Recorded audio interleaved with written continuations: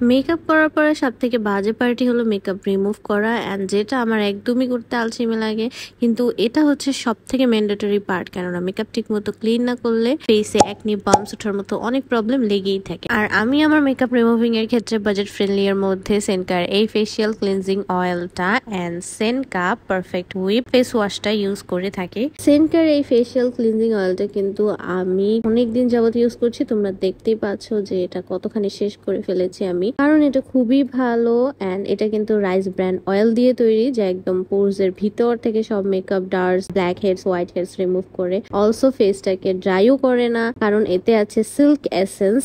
এটা অবশ্যই পানি দিয়ে ইমালসিফাই করে ইউজ করতে হবে, তাহলেই ফেসটা খুব সুন্দর মতো ক্লিন হয়ে যাবে, কোনো মেকআপ ডার্ট কিচ্ছু থাকবে না, ট্রাস্ট মি।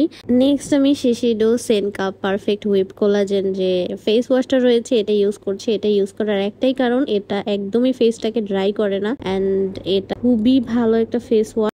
এটাতে হাইলোরনিক অ্যাসিড রয়েছে যা স্কিনের ময়েশ্চার লক করতে হেল্প করে। এটাতে কোনো কালারিং এজেন্ট ব্যবহার করা হয়নি, allergy tested and pregnancy safe. আর ফেস ওয়াশ কিন্তু কখনোই ডাইরেক্ট মুখে ব্যবহার করা ঠিক না, অল্প একটু ফেস ওয়াশ নিলেই অনেকগুলো ফোম ক্রিয়েট হয়, তাই ফেস ওয়াশটি অল্প নিলেই মুখটা খুব সুন্দর মতো ক্লিন হয়ে যায়। সো এই দুইটা প্রোডাক্ট তোমরা মিয়াকি বিডি পেজে পেয়ে যাবে, অ্যান্ড তোমরা জলদি জলদি মিয়াকি বিডি পেজ থেকে অর্ডার করে ফেলো।